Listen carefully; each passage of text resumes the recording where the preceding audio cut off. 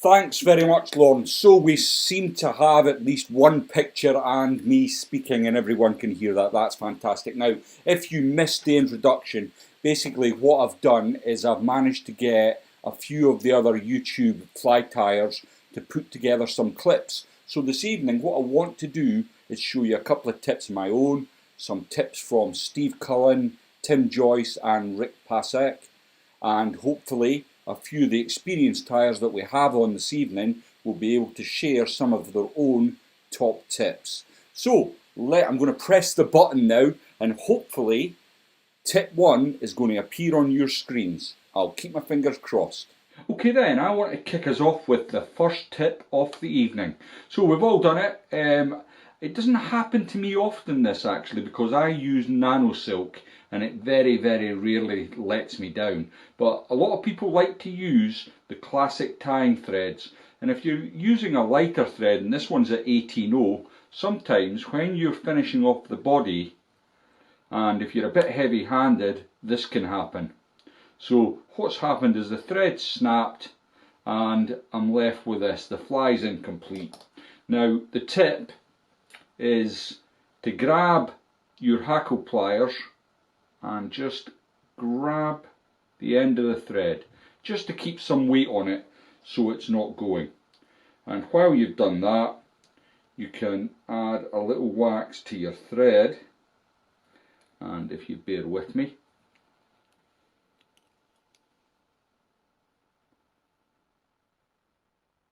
thread it back up, and then when you cast on,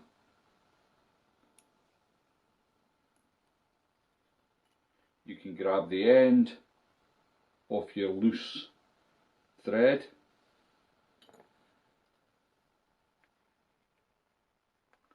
catch it in, and then you can just remove your two rat's tails, and then you're back in business. So I can add at this point a wing, a hackle, whatever, and carry on and finish the fly without having to strip the hook down and start again from the beginning. I hope you found this tip useful. Back to Lindsay. Well, that seemed to work okay. I'm a bit dumbfounded. I cannot tell you how many hours I've put in to try and make sure that this works smoothly. So basically this is a tip, and I know it might seem quite obvious. If you tie a lot of flies, you'll have done this more than once, I expect. But if you're new to tying, this is a great wee tip. When I first started out, what I used to do is if the thread snapped, it was a case of getting out the scissors, cutting off the materials and starting again from scratch, whereas you get a little bit more experienced, you're able to fix it using this tip here. If there's anyone got any questions, please feel free to put them in the comments section, or if they've got an alternative way to restarting a fly when the thread snapped, I'll be more than happy to have a look at it. So, if there's nothing else, I think we'll move straight on to tip number 2, and this one's from Tim Joyce. Hi folks, Tim Joyce, Fly Fishing Essex, with my top fly tying tip for this winter. Use the downtime to organise and clean things and sort things out. We've got a bit of time now where the lakes are frozen and we're not doing a lot, so clean up the station, have a good sort out, get everything back to where it should be after your autumn tying. Check everything for mites and moths, especially your capes and your feathers. Take time to replace the repellents, the cedar blocks, whatever you might use in your drawers. Chuck away all your old glue and varnish. Go on, you're going to treat yourself for the new season. Make a list of materials and think about start ordering stuff up that you need to renew. Now's the time to be doing that before the spring rush and materials are in a demand and you start to get a shortage of things. Prep. Things like stripping peacock quills, doing your knotted pheasant tails for your hopper legs, drilling a load of booby eyes. Now's the time to be doing this. Get it all done, because when you get to that summer rush, you won't want to be doing that. You want to be tying your flies, putting them in your box and getting out on the water and fishing. Make a tying list in order of things you think you're going to need for next season. So maybe think about, I'm going to tie up some buzzers to start with, and then I'm going to do my nymphs, and then I'm going to do my dries. So they're going to be ready for when you come to next season in that sort of order. And again, you're not rushing when you get to that vice. And, you know, while we're not tying too many of our trout patterns, why not try something a bit different? Why not push the boundaries and try and tie up some saltwater patterns or some pike patterns, or, you know, something a little bit out of the comfort zone? It can be a lot of fun. Yeah, have some fun with it, but I reckon use this time at this time of the year to the best advantage. Thanks, folks. Bye-bye. Well, that's an excellent tip. Thanks very much, Tim, for your help making this video. Tim's obviously a professional fly fishing guide, and fly fishing is his living. So being organised in the tying room is very important for Tim. I dare say his clients go through lots of his flies, so he's got to make sure he's stocked up before the start of the season. Now, I feel a little bit rushed because I've just enjoyed a chicken and gammon pie. My wife makes a homemade chicken and gammon pie. It's absolutely delicious, but she does like to push me to the limit. So I told her I was going to be live streaming at 7 o'clock, and she dished my tea up at 6:45. So I've had to throw it down my throat and then try and digest it with a wee beastie. So thanks for that, Jane. You must do better. Right, so Tim's come up with lots of good suggestions there, getting organised. And I could do with taking some of these suggestions on board, if I'm honest with you. I'm not the tidiest of tires. It's great, actually, because when I'm filming these videos, all you see is the little space where I'm tying the fly. You don't see the absolute carnage that surrounds me, and you'll maybe hear me say sometimes, where is this and where is that? I mean, hackle pliers and whip finishers, I always kind of try and have one place for them because they're a couple of the tools that I use the most. So having the tools in the right areas. So if you're working on your vise, I know some people use magnets on the side of their base, and I have got a magnet to just put tools on that I frequently use, and that can be quite helpful. So let's just have a look at some of the comments.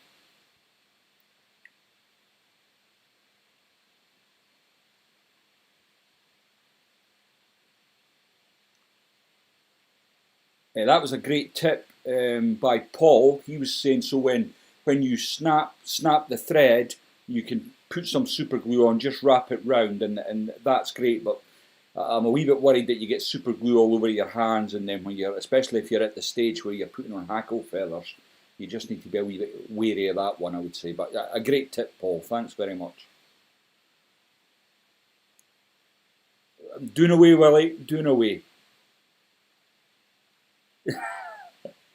I'll be snoring intent. Mick, all I wanted to do was go and sit on the couch and just have my dram and have a wee kip, but there we go.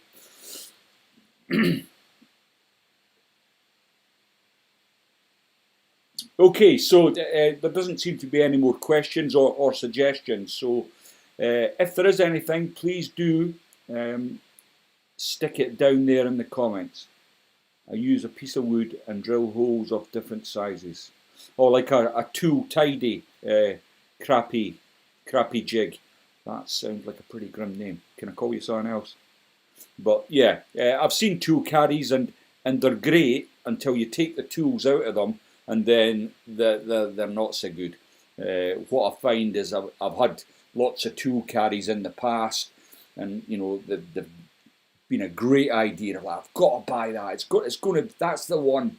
That's going to keep all my stuff nice and tidy. Then as I start tying, and it's the same with materials. Actually, I'm stupid because I don't finish up one fly and then put materials away. I tend to tie 5 or 6 different flies and have all the different materials out, and then they'll just start cross-populating, and before I know it, I've got all manner of weird and wonderful flies. But let's have a look at tip 3, and this is all the way from Canada, from Rick Pasek.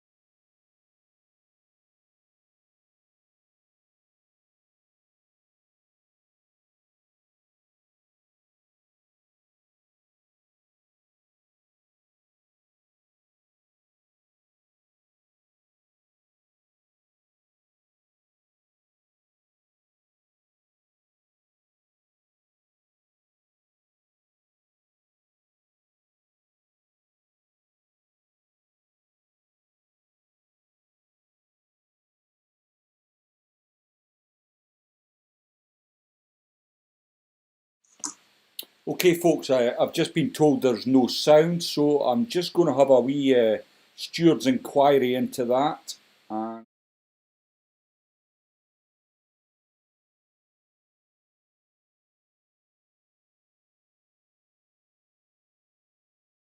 on my number one tying tip. I'm going to cheat and I'm going to give you guys 3 in 1. So I'll do it real quick. so sorry about that. I think hopefully this time you should have sound. If not, please just jot something down in the comments and I'll try again. Well, hello everyone. My name is Rick Pasick, the Fly Fish Fanatic, and welcome to my tying bench. Lindsay Simpson has asked me to give a short little video on my number one tying tip. I'm going to cheat and I'm going to give you guys 3 in 1. So I'll do it really quick. Number one, it's all going to be based on Maribou. Number one, when you got Maribou, don't use these tips up here. They're not very soft most of the time. Some of them are, like this one happens to be not bad. But how I always do it is I strip it right off the quill. So I'll grab on, I'll strip it off the quill, I'll fold it over, strip it off the quill, fold it over, strip it off, fold it over, until I get the size of package I want, and then I just rip it off. And that's what you're left with. And look how nice and fluffy that is, right? Okay, so now I'm going to switch over to the actual tying camera. Hint number 2, trick number 2. I'm going to start my thread real quick. Oh, should have had that started. Tip number 2, when you are putting your Maribou on,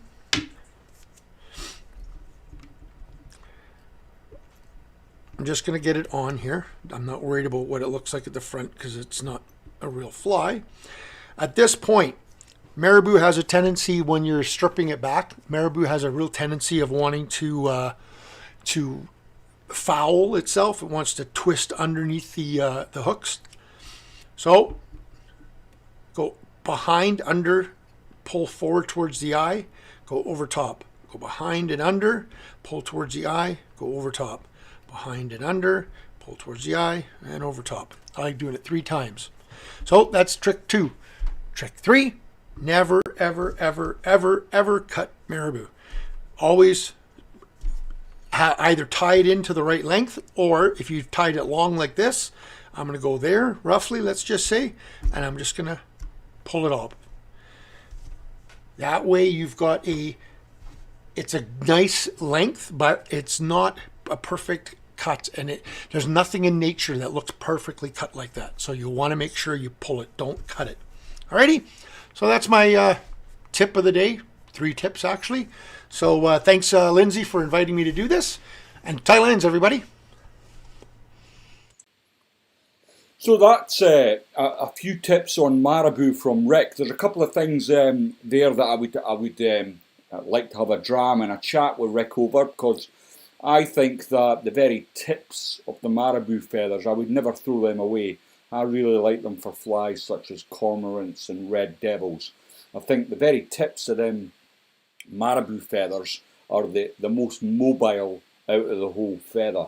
And the other thing I would say is that although the turn underneath the tail works really well, especially I noticed that Rick did it 3 times rather than the customary 1 turn, which I think is probably a lot better. But what I like to do is create a bump just at the butt section of my Maribou tailed flies, and that seems to help tail fouling much better than just the turn under the feathers themselves. But 3 great tips. Thanks very much, Rick. It's very much appreciated. So there's been a couple of tips come up in the comments section, and we'll have a look at them now. Bear with me. So Chris has got a cracking tip if you're doing Maribou, not Maribou, sorry. If you're turning stripped quills, it's a very, very frail material, and sometimes you've got to have a delicate touch about it. Now, when you're turning it, if it catches the point of the hook while you're bringing it up the body, it's going to break. It's that simple. Very fragile. So Chris's tip is basically to turn your vice at a 90-degree angle if you have that facility. Obviously, not all vices are rotary or turn, but if you can turn it at a 90-degree angle, and then you can easily see where the hook point is and avoid it as you're bringing up the strip peacock quill. That's a great tip. Thanks for suggesting that, Chris.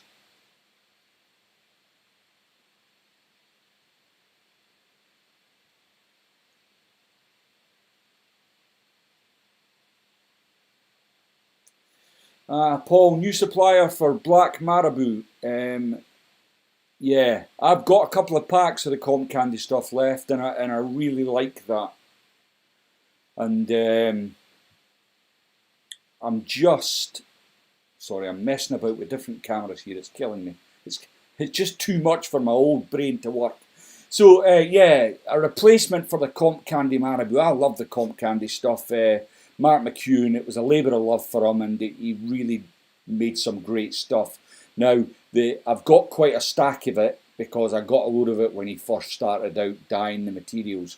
But I think if I was running out, the other Maribou I would use that I've had in the past that's been very good was from F&F, but I'm not sure that they make it anymore either. And the only other guy I think that I would use is Dave Downey. His Maribou is probably the best in the country, but it's in high demand, and you might have a bit of a wait time on if you decide to go down Dave Downey route, but certainly worthwhile. I've had some of his stuff in the past, and it's been outstanding. I hope that answers your question there, Paul.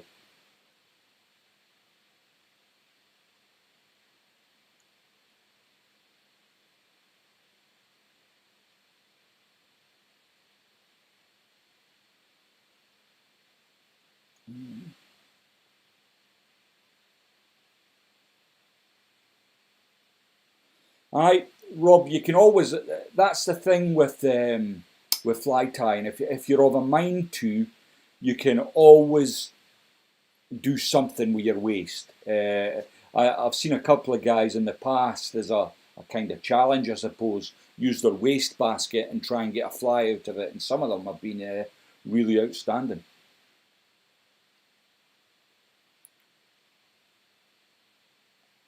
Yep, Bad Company, I would agree that it's very good, but getting a hold of it's not so easy.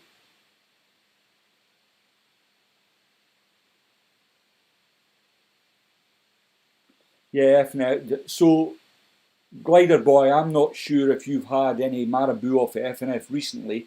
It's been maybe a year or so since I last ordered, but it was great stuff, and I ordered the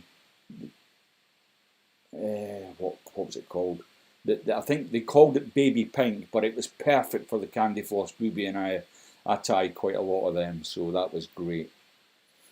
Okay, so what we're going to do next is go on to tip number 4, I hope. Hi there, my name is Steve Cullen. This is my fly tying tips. Great for the tying bound. So the first one is keeping my bottles nice and tidy. This is my varnish, and all it is an ethafoam block cut into a square with a hole drilled out the middle. And what that does is it stops any of my varnish spilling on the tying desk. Absolute nightmare. It's happened to me so many times, so this is just a quick little fix that makes it really easy and fuss free. If the bottle's full, like the one on the right hand side, all I do is use 2 blocks, just makes it more robust. And I've got 2 whip finishing tools. The first, the small one, I use that when I put varnish on my thread before whip finishing. And the other one is a nice clean whip finishing tool, and that's for whip finishing the fly before a varnish.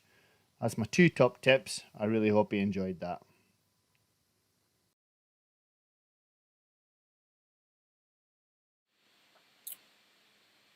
Right, Willie, I'm not so sure that's right, because my wife's telling me, that's J&S above, that it was working fine.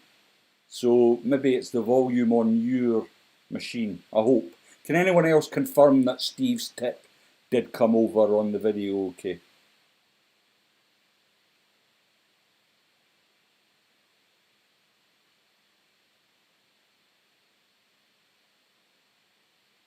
I'm just going to have a... Hi there, my name is Steve Cullen. This is my fly tying tips. Great for the tying bound. So the first one is keeping my bottles nice and tidy. This is my varnish. And all it is an ethafoam block cut into a square with a hole drilled out the middle.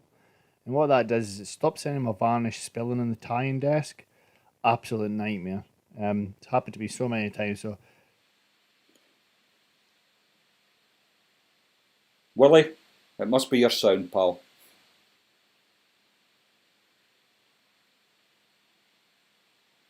Yeah, Steve is Scottish. Well, he's kind of plastic Scottish. He lives in, I think it's Rugby now, so he's like me. He's Anglified, really.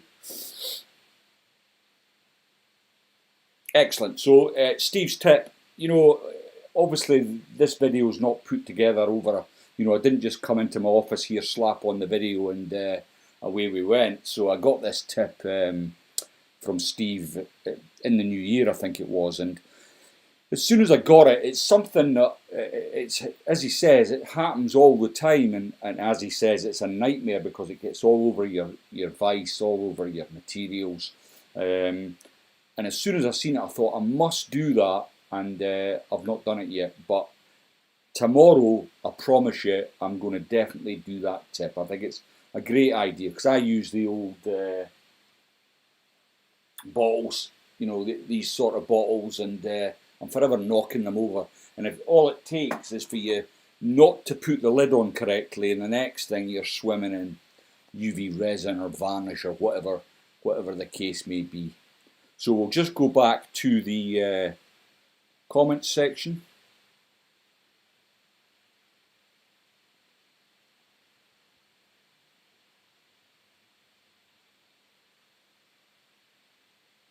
Steve, welcome from across the pond. What time of day have you got there? What's that, Dennis? Steve's a wannabe jock.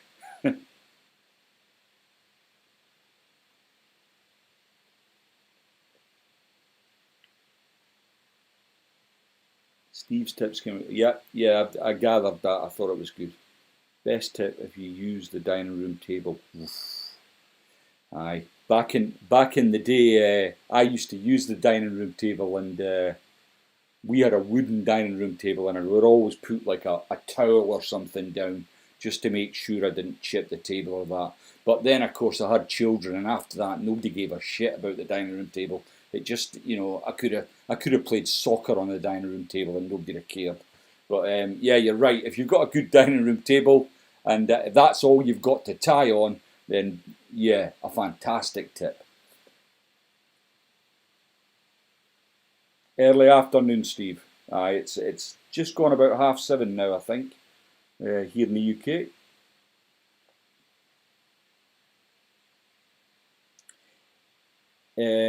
Peter, is Hero Nymph good nymph rod? I take it Hero is is that the new guideline rod? Is it?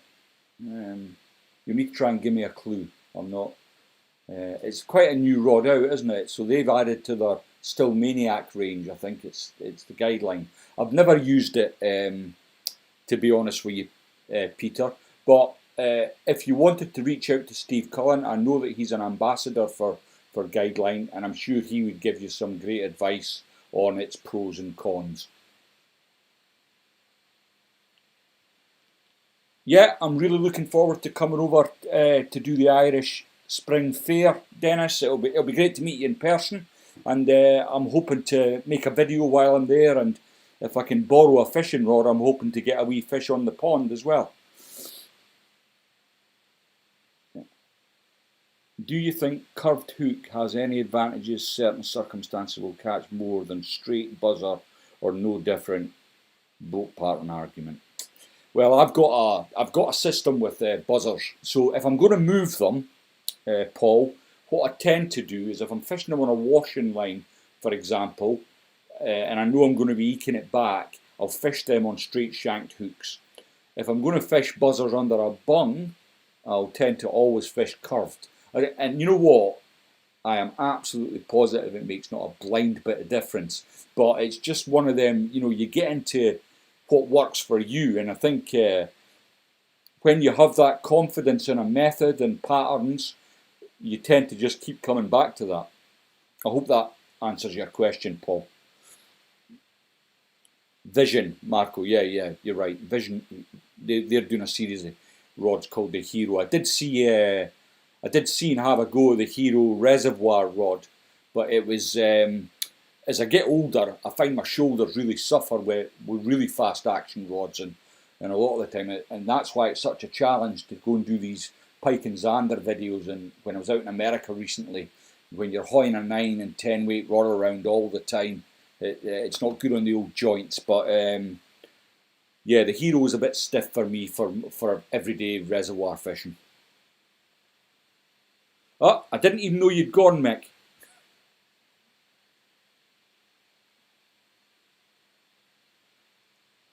Paul's come up with a wee tip. Use the uni-tip thinners.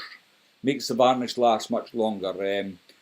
I've never really used that for thinning out the varnish. I tend to just really buy, what I do is at the start, I'll tie all my buzzers up, I'll super glue all my buzzers, and then I'll buy a pot of Sally Hansen, and I'll varnish them all, and that's how I do it. And then there'll be half a pot of Sally Hansen left, and as you say, it does thicken up, and generally that goes in the bin. I only use one a year, so it's not a huge expense to me.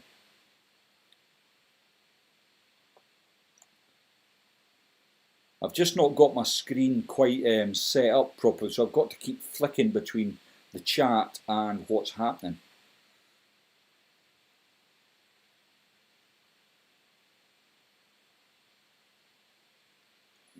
What's the best alternative if fishery don't allow foam flies like the bung and boobies? Well, that's an easy one, Mick. The best alternative is a muddler. Now, you don't see boys fishing muddlers very often, and I'm sure if there's any boys for the Highlands or Southern Ireland here that fish the big lochs will disagree, but generally speaking, here in England, you won't see many boys pulling a muddler on Rutland or Grafham anymore. Them boys tend to not go fishing very much because they're about 80 or 90-year-old. So, but when I started out, there was nothing quite like a peach muddler. People would trip over themselves to get a peach muddler on the point, and they'd maybe fish a couple of flies up.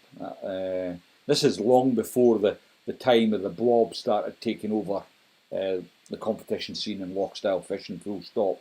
But yeah, if you want to create an alternative to a foamed fly, then I would suggest you have a go at muddlers, or failing that, another thing that I've seen many years ago is a get round. So in the competition scene in Scotland, what they did was when you got past the catch and kill phase, you had to remove your boobies. And I think it was Alba, James Gardner, Jock Ryan, all them boys. They came up with putting arrow wing in at the head. So it wasn't quite like booby eyes. It was a material. Arrow wings used mostly in posts for clink hammers and stuff like that. But they tie in arrow wing and then just stick lots of floatant in it. And that would be the alternative to fishing a booby. And it was quite effective. Alba did very well. I think they won a few comps in their time, and worth giving a go.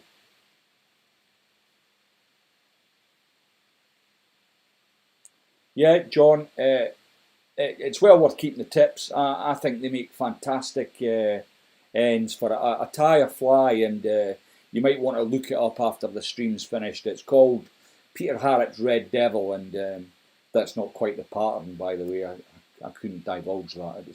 It's too good to give away, that one. But the tips of the Maribou that go into making the wing of that, it makes a big difference, I think.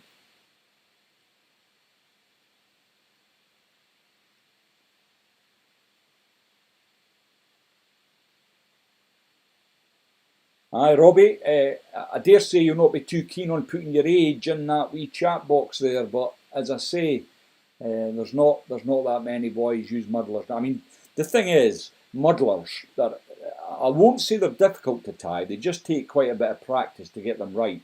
But tying a booby is so much easier than tying a muddler, and it's just as effective, and I think they're probably one of them flies that have just fallen out of fashion. If you tied them on, would they still work? Absolutely.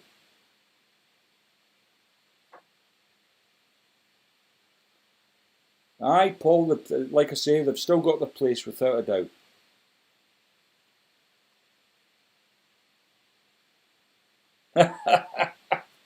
You wouldn't put a blob in Lockstyle. Don't come to Rutland, Kenneth. That's all I'm going to say to you, pal.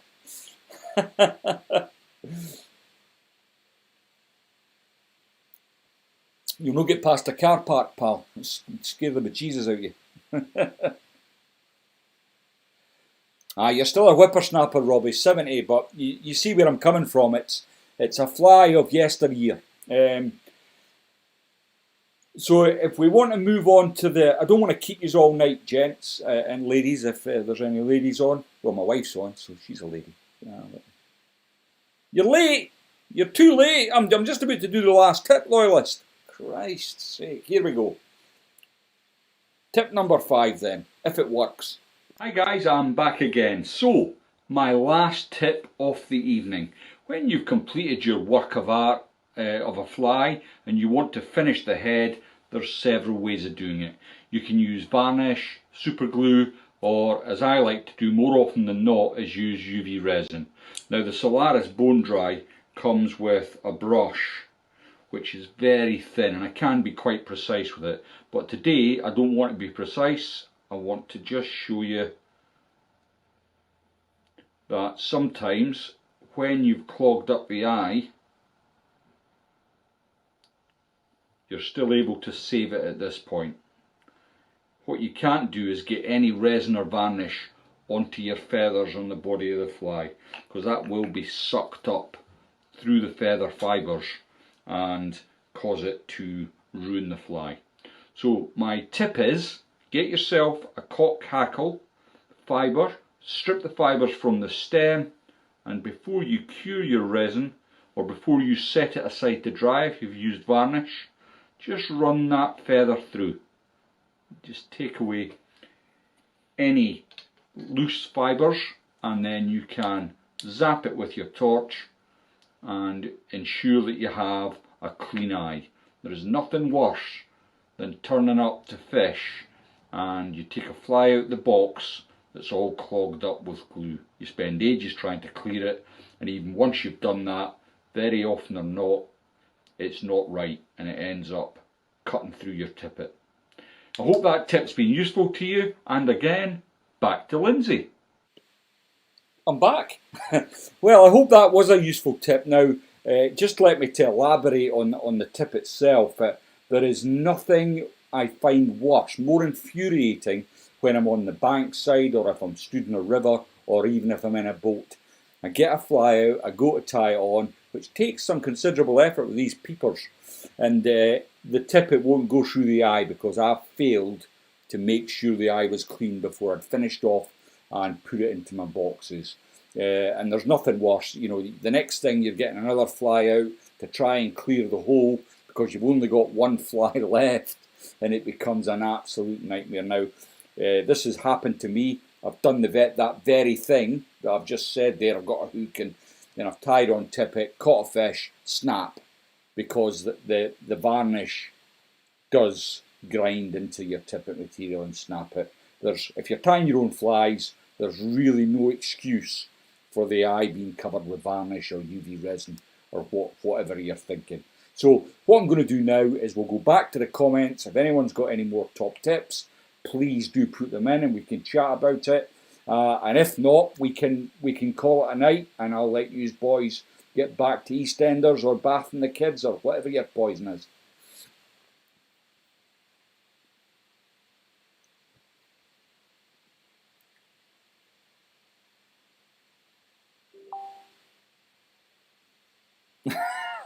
Robbie, you're tighter than me, and that's saying something like.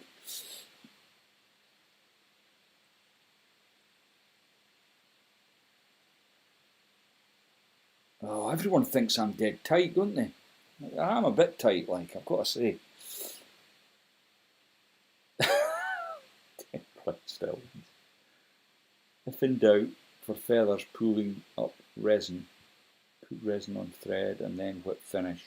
Yep, Paul. Yeah, some of the, and that's a great wee tip actually. When you're tying flies like clink hammers, I like to finish my clink hammers around the actual post below the feather, and it's a great wee tip. You put on a little bit of UV resin or varnish or whatever it may be, and then you can just do like a hand finish around that post, so you're not creating any bulk at the eye of the hook. And then you cure it with a torch or you leave it to dry. That's a good tip there, Paul.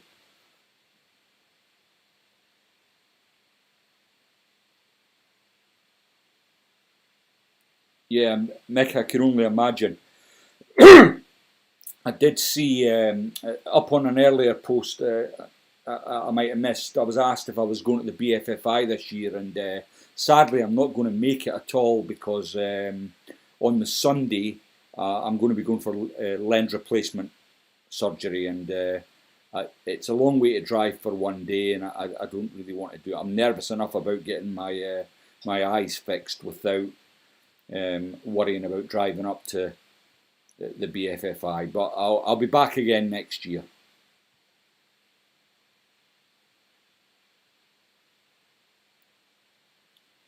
Yep, Dennis. If I know a lot of boys, they actually soak their striped peacock quills in a jar of water, and then as they're tying, they'll take a peacock herald out and wrap them. Another thing, when we're talking about peacock herald, what I do is when I'm ready to wrap the peacock herald, I just put a very thin layer of super glue on the shank of the hook, and then I wind the peacock herald up, and that makes it a little bit more robust, especially if you don't want to varnish over the top of it. It's quite good. Yeah, Matt, we've just mentioned varnishing the thread before you whip finish. And I think Steve Cullen's tip actually referred to that. He's got two whip finish tools. One he uses for when he's got varnish on his thread, and one he uses for dry, which I think's quite a good idea.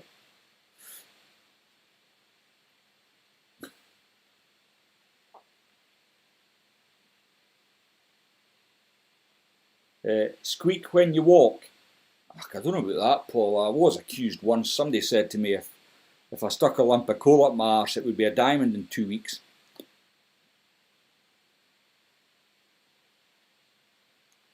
I can't tie small flies, bad company, but the trouble is for demonstration purposes, having a bigger hook makes it easier for me to point out exactly what I'm doing, and I think it's easier for you to see. That said, I'm using a macro lens. I just need to bring it a little bit closer, I suppose.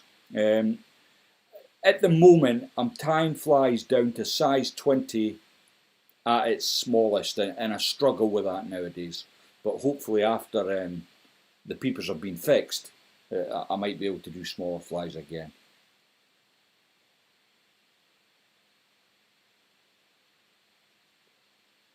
Right, folks, I think if everyone's happy enough and that there's no more wee tips or stuff. Oh, I didn't know you were in hospital, pal. I'm sorry to hear that, Dennis. I hope you're well soon.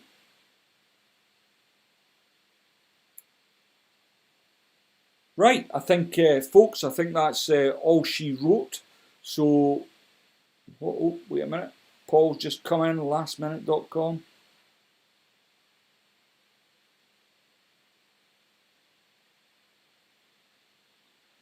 Yep, that's a great tip, Paul, and I should really tie more winged flies, but again, it's not something I fish much nowadays. But they're great fun to tie, and it really does improve your fly tying if you practice it.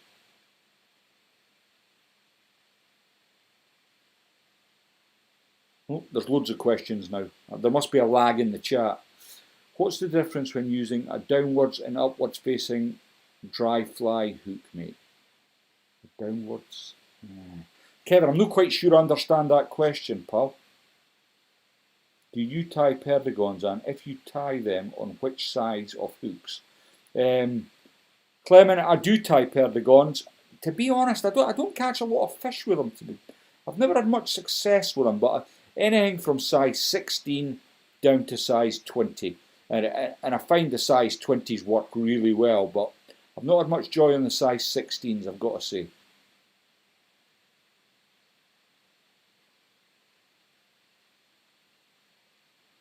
I keep my harp dry, then using a rubber to strip and dampen. Is that removing the peacock herring on your stripped peacock herring, Barry? I'm assuming there. Aye, you can't go far wrong with a good dram, glider boy. I'll be having another one after this to calm my nerves.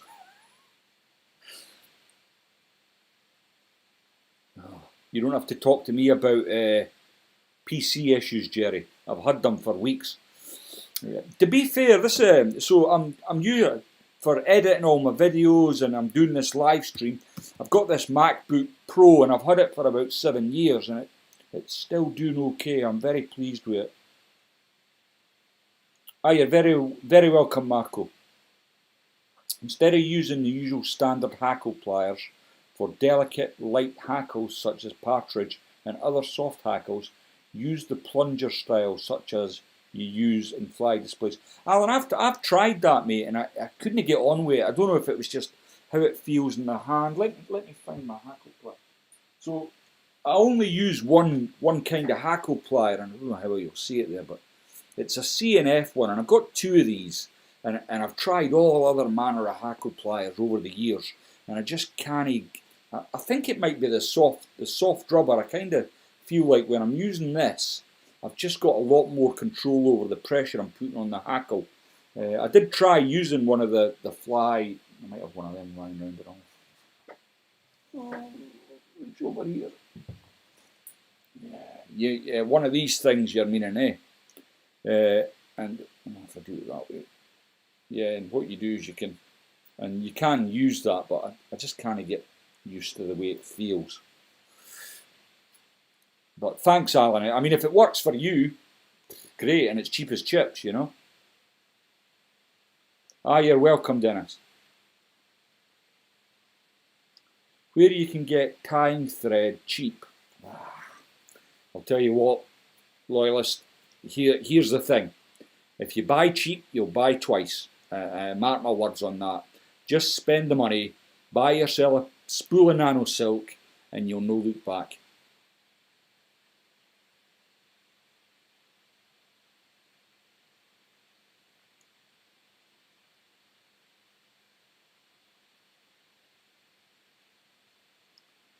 Ah, right. I've got you, Dennis. Thanks for that. That's clear.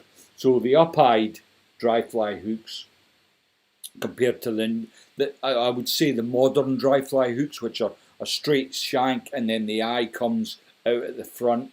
Is there any advantage? I prefer the straight eye, so that my tippet, when the fly lands on the water, sits on the water. The up-eyed hooks tend to have like a loop, the tippet, and then they'll lie. I suppose the advantages of that is the fish doesn't see the footprint on the water. Does it make any difference? I'm not so sure, mate. Yeah, but I don't know. Again, it probably boils down to confidence.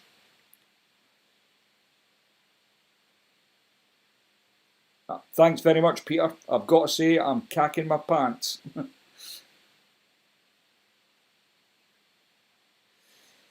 Munro Heights, what's the best scissors to use? Well, it's a hard one. I use a lot of different scissors, and what I've found is you can spend an awful lot of money on scissors, and I have done in the past. But my favourite set is a set of trout line ones. Let me see what I can find. Oh, in fact, here are a couple of sets of scissors. So scissors, I've got these. These are quite expensive. These are the Copter. And what the copter gives you is a serrated edge on the blade. Sorry, you can't see that. Serrated edge on the blade and a sharp cutting edge, and they're good. There's no doubt about them, but they're really expensive. These are a set that I use. These are my favourite set of scissors. There we go. These are for trout line, and I think they're about €11 or something. Very reasonable. Now, I like these so much that last year I took them to the BFFI and had them sharpened because when you're used to tools and they just feel right in your hand, don't they? And that's how I feel about these scissors. I like the size of the holes, and I like the very fine tips that you get with these. They're great for doing close-up work. I hope that answers your question, Jerry.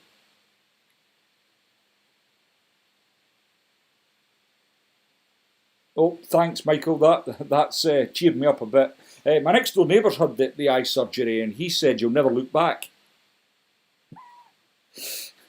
You spend all that money on eye surgery and you can't even look back. That's shocking. What would be the go-to fly you would advise a beginner on still water, bearing in mind they can only cast one fly about 20 feet? Well, Andy, I'll tell you what, an apps is a very difficult fly to start on as a beginner. If I was shown someone that had just learned to cast and wanted to get into fly fishing, I would be showing them a cat's whisker. It's dead simple to tie, and they will catch fish with it, almost certainly at any small still water. I hope that's helpful, Andy.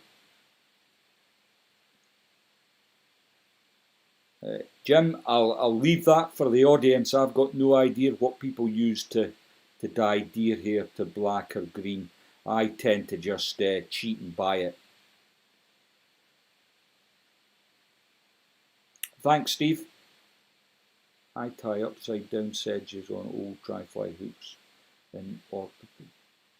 All right, that's interesting, Dennis. You need to bring a couple of them along to the show so I could have a wee lookie. Thanks very much, Robbie. UV resin. Yep, that's an easy one. I've got that right here as well. It's this stuff. I've lost the question now. It's scrolled up the screen.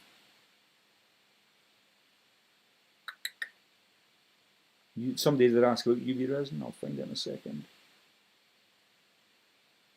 No, I've lost it. I thought somebody asked what my favourite UV resin was there, but I've obviously been imagining that. But here it is anyway. It's Solaris Bone Dry. It's fairly difficult to get a hold of in the UK, to be honest. And the reason I like this, and I mention it in lots of my tying videos, it's this little brush here. I mean, it's just so thin. You can be very precise with it. And the other thing, of course, is the resin cures bone dry. It's simple. Yeah, sorry, Clement. That was a question from Clement. If we were concerned by tiny variances in colour materials, how is it people say trout won't see the hook? Yeah, Paul. Yeah, I've said this a million times, mate. Fly tying is not the same hobby as fly fishing. I would quite happily go out with most flies and be still confident that I'll catch fish. I've obviously got confidence flies like every angler has, but fancy flies don't catch fish. It's the angler behind a rod that catches fish.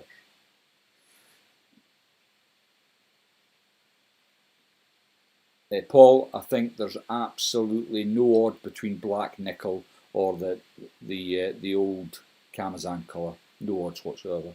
I don't put any stock in it.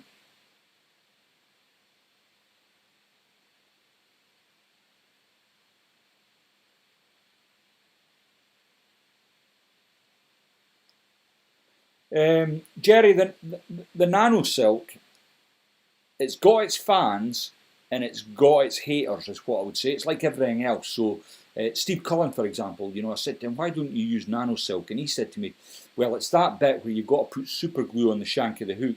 And you do have to do that, especially on the Hanak hooks, which are generally finished in black nickel, because it's a very shiny hook and the nano silk slips if you don't use the super glue. But Steve ties to sell flies, so he's tying commercially, and speed's obviously off the essence, whereas I'm tying for myself, and I can take the time to just put a dab of super glue on and spread it out and do all that bits and bobs. So to my mind, the nano silk, I hardly ever snap it. I mean, maybe if I'm having a really bad day, I'll snap it, but it's very, very rare. It's really thin, so you can get away with putting many more turns of thread wraps in than you can with normal tying thread. I hope that answers your questions. I'm a fan. Some other tyers on. I know I was speaking to David McPhail the other day, and he was saying he's not a big fan of the nano silks. He's come up with the classic tying threads, and it's what you're used to, I suppose.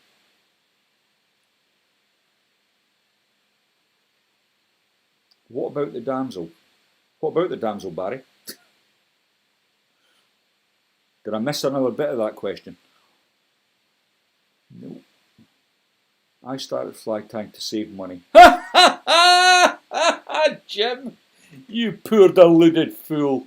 $3 a fly for trout fishing. I think I've spent more money on materials, but it was the knowledge was second to none from guys I learned from. Yeah, I mean, yeah, don't be fooled, folks. If you're thinking about getting into fly tying, get into fly tying because you want another hobby that's going to keep you occupied on them days where the river's blown out or the weather's too horrible to go out. Don't get into it thinking you're going to save money, because you certainly won't. I mean, materials are expensive, devices are expensive, and if you want to tie a massive array of flies, you're going to need lots of different materials. Loon for UV resin. I've never tried it, Clement. It's not something I've tried, so I can't comment. To get a consistent black, you need to either double up on the dye or pre-dye it orange and they over dye with black. There you go, Paul. That's why I buy mine, because I would get that wrong, and I would end up not getting it. I bought. So there's a guy called Rob Dennison. Some of you might have heard him. He ties an absolutely amazing traditional fly, and he dyes his own materials, and sometimes he sells some of the excess. And whenever I see some of his lots, so he puts like offcuts of deer hair, I buy the offcuts, and I get enough flies for my uses out of them.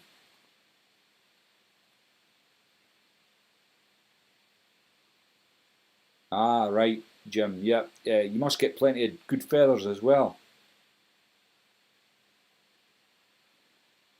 Yeah, Dennis, I've had to put off a number of other things to do this. I was supposed to be on an executive committee meeting with the veterans, the new club that's just started off, but I'd already committed to doing this. Hook for lures. It depends on what you would class as a lure loyalist. I used lots of different hooks for different things, but I like the 900 series for Hanak for my bigger lures.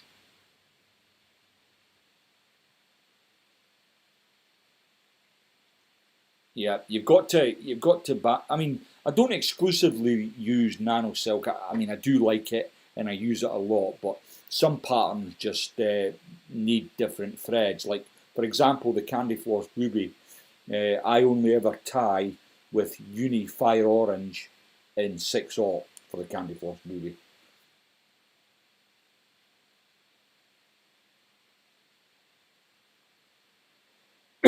Yep, Velcro on a lollipop stick. I used that for years, Craigie, but I'll tell you what I've got now is this, and I love it. I've never looked back, actually.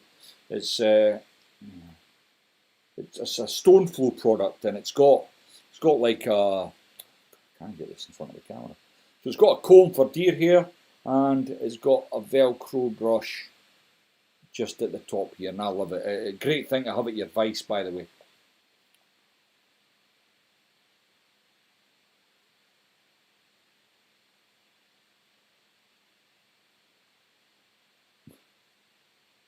Paul, there's nothing wrong with it as long as you're paying attention with your ears.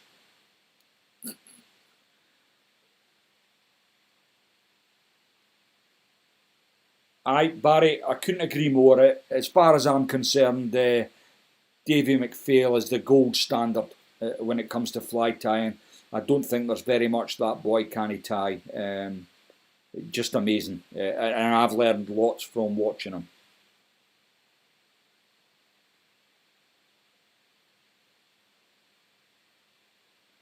No, Dennis, I kind of came up with this fly a long time ago, and for a lot of years it was a secret on the circuit, and nobody knew about it except for the team I was in at the time, and it was devastating. And then everything comes out in competition fishing, eventually these flies leak out into the wider public, and then people start messing with the formula. I've never messed with the formula. I stick to it rigidly, and it still catches me lots of fish. Listen, guys, I've just had a quick swatch at the time and realised that it's going on 8 o'clock now. I hope you've enjoyed it. I'm glad it's kind of worked okay, and I'm going to get back to my family. So, thanks very much for tuning in. If you've been watching the video and you're enjoying the content I'm making, please think about subscribing to the channel. It really helps the algorithm, and it helps YouTube push the videos out to people that might be interested in the content I'm making. So thanks very much,